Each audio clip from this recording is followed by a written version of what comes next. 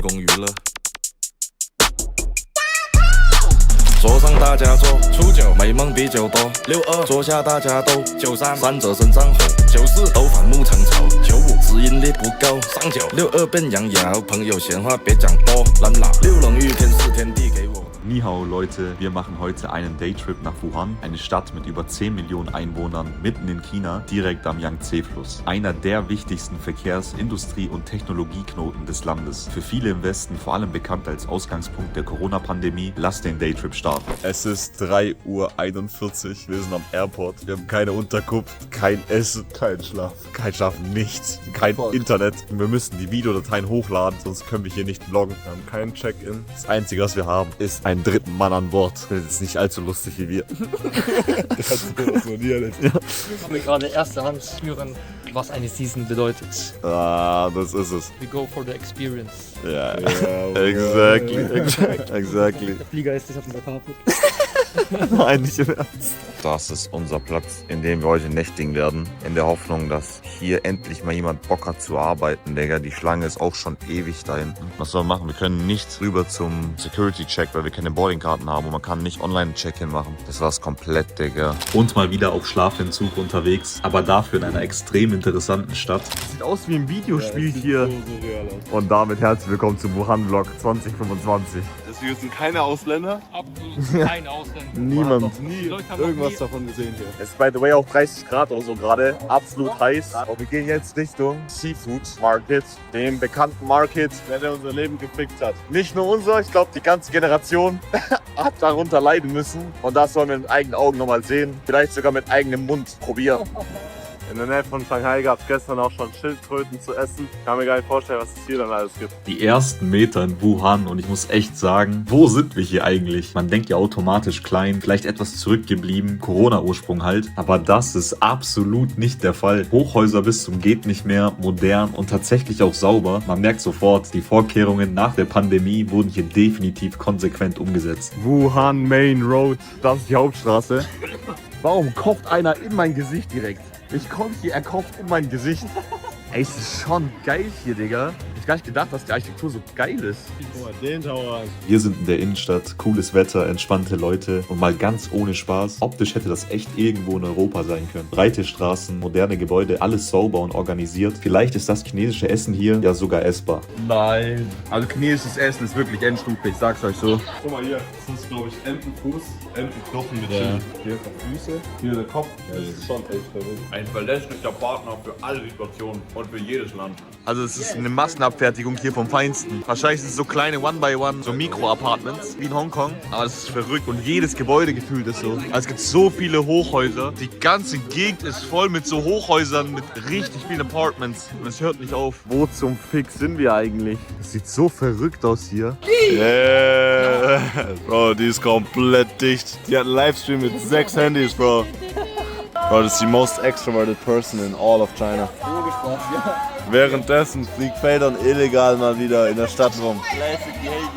Direkt die Drohne hoch und erstmal die Gegend checken. Schaut euch einfach mal an, wie viele Hochhäuser hier direkt nebeneinander stehen. Gefühlt besteht die ganze Stadt nur aus Hochhäusern. Wirklich Block an Block ohne Ende. Teilweise ist es in China auch ein bisschen anstrengend, wenn gefühlt nur 2% der Leute Englisch sprechen. Aber egal, für uns ging es weiter zur Hauptattraktion der Stadt, dem Yellow Crane Tower, auch bekannt als die Kranichturmpagode. Die Kranichturmpagode ist eines der berühmtesten Wahrzeichen Wuhans. Seit über 1700 Jahren steht sie sinnbildlich für Kultur, Geschichte und den Blick über den Yangtze-Fluss. Für viele Chinesen hat sie eine starke symbolische Bedeutung, vergleichbar mit dem Eiffelturm in Paris. Wir sind jetzt bei der Yellow Crane Tower, eigentlich die Hauptsehenswürdigkeit in Wuhan. Richtig gespannt, wie es hier sein wird. Es ist brennend heiß. Sogar unser pakistanischer Freund kann der Hitze nicht entkommen. Wie viel hat's gekostet? 210 Yuan, das sind 10 Euro pro 10 Euro. Person. In Bali haben wir uns, glaube ich, für diesen Scam-Tempel beschwert, weil er nur 4 Euro ist. Ja, das kann echt sein. Aber da waren wir auf einem ganz anderen Trip. Da ging's komplett ab. Season 1 war ein anderes Level von Wow. Boah, sieht schon geil aus. Hier sind halt keine Ausländer. Wir haben nur einen Ausländer gesehen bisher in Wuhan und der war einfach Pakistaner. Die ganze Stadt sind nur Chinesen, wirklich. Wir haben wahrscheinlich 10.000 Leute gesehen heute. Ja, safe. 10.000 Menschen und ein Ausländer. Wir haben geschaut. Ja, aber das merkt man auch, wenn du durch die Straßen läufst, du wirst wirklich bewundert, dreifach, vierfach, weil Leute sehen halt keine Ausländer. Kleinere Gassen, alte chinesische Bauart, dazu ein kleiner Garten. Noch vor der Pagode selbst kann man dann nochmal eine traditionelle Aufführung anschauen.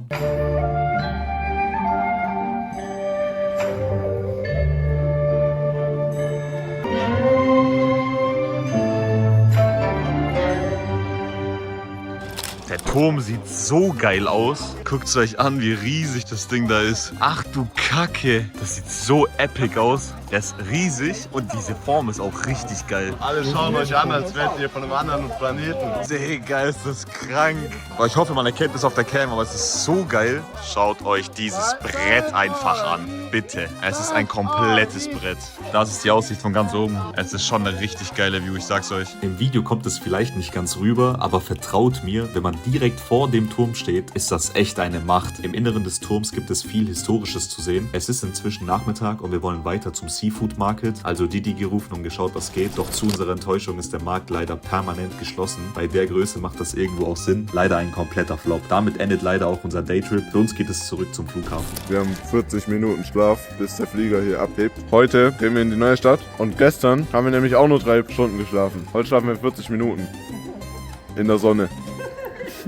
So Leute, es ist 5:43 Uhr. Unser Flieger fliegt in einer Stunde los. Dann geht es Richtung Guangzhou, einer Metropole oder einer Stadt südlich Chinas. Da werden wir dann 5 Tage bleiben, weil dort ist die größte Messe der Welt. Eine Händlermesse, in der viele Produzenten, chinesische Produzenten, ihre Produkte ausstellen. Und wir natürlich im Zuge unseres Business Trips dort versuchen, Produkte zu finden oder allgemein Geschäftspartner zu finden, die deren Geschäft in Europa, Standpunkt Deutschland, ausbauen wollen. Das ist eigentlich der Zweck der Reise. Wir haben jetzt über die letzten 2 Tage insgesamt vielleicht 4 Stunden geschlafen. Keine Unterkunft, kein Essen, das klassische Bild wieder. Und mit dem aktuellen Zustand geht es rüber in die Händlermesse. Das kann nur gut enden. Jetzt sind wir irgendwo im Foyer. Der Flieger kommt in einer Stunde. Legen uns einfach hier mittendrin irgendwo irgendwie. Das sind nicht die letzten Worte nochmal. It's time to make some money. Wir sind gehypt. Wir wollen nicht mehr im Hamsterrad gefangen sein. Genau deswegen gehen wir nach China. Die Stadt, die technisch Jahre voraus ist. Die Stadt. Let's go.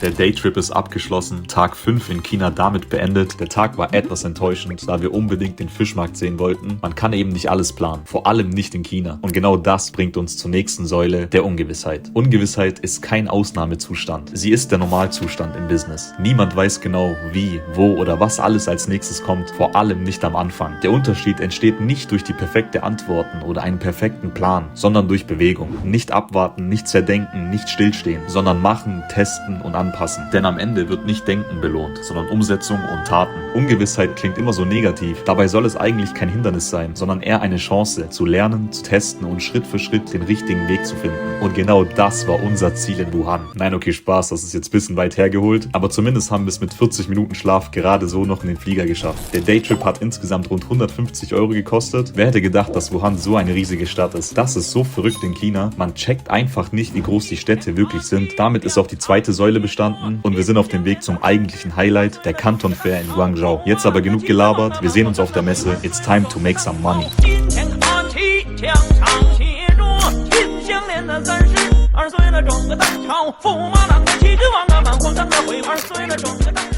Größte Messe der Welt, Canton Fair Day 1. Hier soll es komplett abgehen jetzt. Wo bin ich hier gelandet? Digga, was ist das?